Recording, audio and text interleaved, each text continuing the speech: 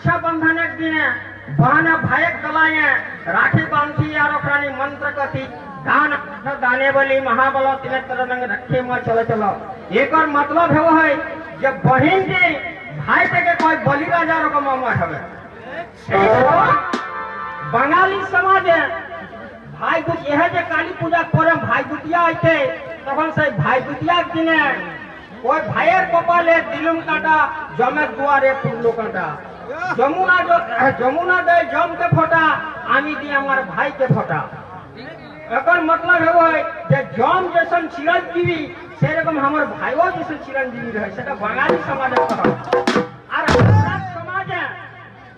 हमरा पर